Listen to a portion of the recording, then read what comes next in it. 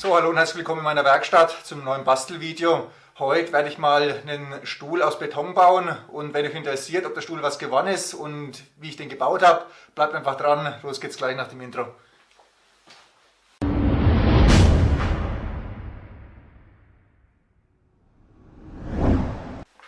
So, ich würde sagen, dann fangen wir einfach mal an. Der Schalungsbau ist in dem Fall extrem unkompliziert, weil wir müssen keine Schalung bauen. Ich werde jetzt diesen Stuhl hier als Schalung verwenden. Das ist so ein Kunststoffstuhl, den gibt es bei Ikea und daraus werde ich jetzt eben den Stuhl bauen. Ich habe ein entsprechendes Video schon mal von einem Amerikaner gesehen, aber der hat einfach den Stuhl umgedreht und hat ihn so hoch mit Beton aufgefüllt. Das Ganze war dann extrem schwer und klobig und ich möchte eben, dass es ein filigraner Stuhl wird. Also ich werde den Stuhl mal wieder sprayen, laminieren und ja, die Materialstärke soll dann maximal 12-13 mm betragen. Das ist dann schon wieder so eine Stärke, wo man sagen kann, da wird der Beton an seine Grenzen gebracht. Und mich persönlich interessiert es, ob es funktioniert, deswegen probiere ich es. Ja, wir werden sehen. Wir fangen jetzt einfach mal an. An der Unterseite des Stuhles befinden sich im Kunststoff Einprägungen. Diese habe ich mit einem Stemmeisen entfernt, sodass diese später nicht auf dem Sichtbeton abgezeichnet werden. Für das Loch hier oben, da brauchen wir auch eine Abdichtung. Da werde ich einfach so eine alte Zeitschrift hier verwenden, zusammenrollen, Klebeband drum und dann oben mit Silikon abdichten.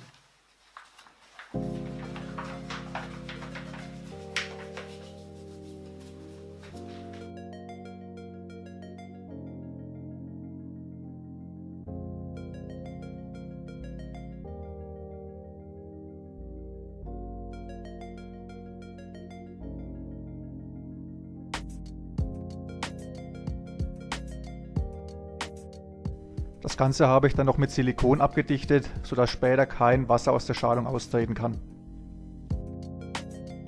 Bevor wir jetzt gleich mit dem Betonieren beginnen können, muss die Oberfläche noch mit einem Trennmittel eingerieben werden, dann haben wir später beim Ausschalen keine Probleme. Ja, der Schalungsbau war dann eigentlich schon fertig, war ja in dem Fall nicht viel. Dann können wir jetzt auch gleich zum Betonieren kommen. Ich habe ja vorhin schon gesagt, dass ich den Beton wieder aufsprayen werde. Dafür verwende ich hier wieder so diese Sprühpistole. Die habe ich ja damals bei dem Projekt, bei dem Feuertisch, also bei dem Loungetisch mit der integrierten Feuerstelle schon mal verwendet. Das Projekt kann ich euch mal hier oben verlinken, wenn es euch interessiert, könnt ihr euch mal anschauen. Ja, die Technik, die ist nicht ganz einfach, aber ich denke, es hat ganz gut funktioniert und deswegen werde ich das auch da jetzt wieder probieren. So, ich mache mir jetzt den Beton mal an. Ich werde, weil die Materialstärke ziemlich gering ist, werde ich wieder hochfesten Beton mit Glasfaserarmieren verwenden und ja, den mische ich mir jetzt einfach mal an. Zur Herstellung meines Betons habe ich Sand, Zement, Quarzsand und Quarzmehl verwendet. Zudem habe ich der Mischung noch Glasfasern und ein Fließmittel mit plastifizierender Wirkung beigegeben. Die komplette Mischanleitung findet ihr auf meinem Blog unter www.gray-element.de. Schaut einfach mal vorbei, dort habe ich alles nochmal ausführlichst erklärt.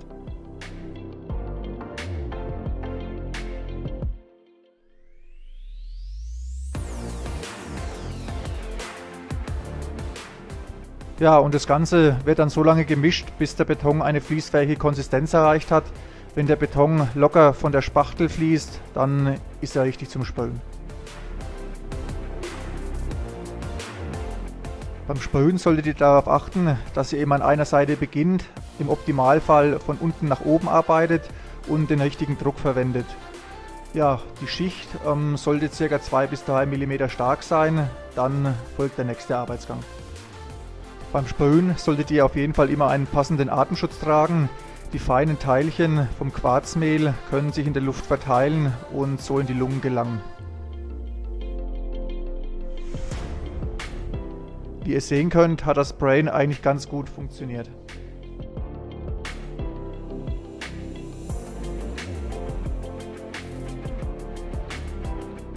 Nachdem dann die komplette Fläche gesprüht ist, wird die Oberfläche mit einem leicht feuchten Pinsel glatt gestrichen.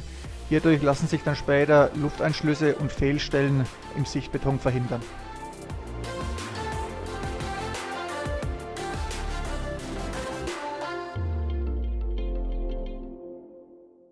Beton braucht natürlich auch noch eine Armierung. Ihr habt ja gesehen, dass ich der Mischung schon Glasfasern beigemischt habe. Und zusätzlich werde ich jetzt noch solches Armierungsgewebe hier einarbeiten.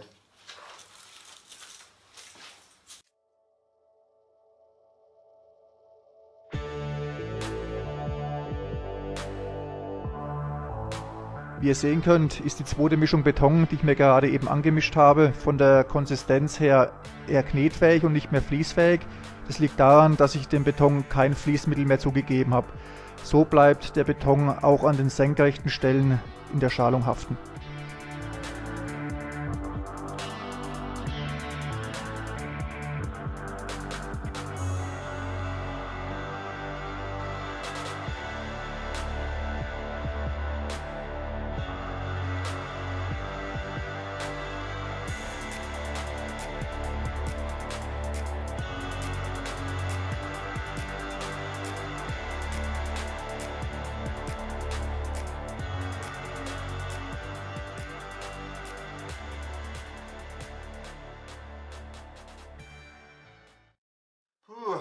Das wäre es jetzt für heute gewesen. Der Beton ist komplett in der Schalungsform, muss jetzt für 48 Stunden aushärten und dann können wir Ausschalen beginnen. Ich bin selber mal gespannt, ob das Projekt was wird, weil so ein Stuhl mit nur 10 mm Materialstärke, das ist ehrlich gesagt bei Beton schon grenzwertig. Aber wir werden sehen. In 2 Tagen wissen wir mehr. Dann noch was in eigener Sache, wenn euch meine Videos gefallen, wenn ihr gern mehr sehen wollt von meinen Projekten, habt ihr jetzt kurz Zeit, unten meinen Kanal kostenlos zu abonnieren. Dann verpasst ihr keine Videos mehr und seid bei meinen Projekten, die in Zukunft noch kommen werden, dann immer sofort dabei. Ja, für heute mache ich Feierabend, gleich geht's weiter.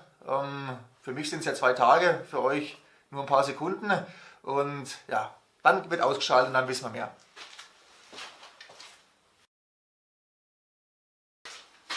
So, da bin ich schon wieder, also schalten wir mal aus. Beim Ausschalen solltet ihr sehr vorsichtig vorgehen. Der Beton hat nach 48 Stunden schon 80% seiner Nennfestigkeit erreicht. Die 100% wird er dann nach ca. 28 Tagen erreichen. Aber da die Kanten hier sehr dünn sind und sehr filigran, ist hier trotzdem etwas Vorsicht geboten.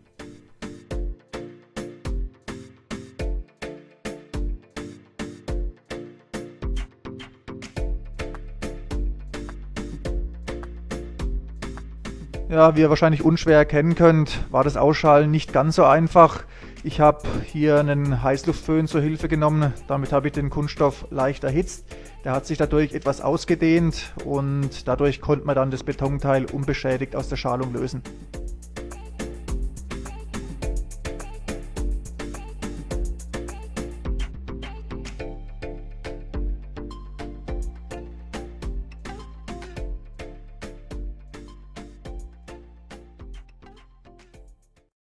Damit wäre der Stuhl eigentlich fast fertig. Sobald die Oberfläche komplett ausgetrocknet ist, werde ich noch eine Versiegelung auftragen und dann ist er einsatzbereit.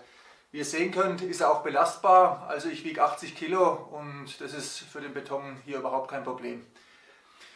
Für heute wären wir wieder am Ende. Ich hoffe, euch hat das Video gefallen. Ich hoffe, dass ihr wieder irgendwas mitnehmen konntet in Sachen Betonverarbeitung. Ja, wir sehen uns demnächst wieder mit neuen Videos. Bis dahin wünsche ich euch alles Gute, wünsche euch viel Spaß beim Heimwerken. Macht's gut. Ciao.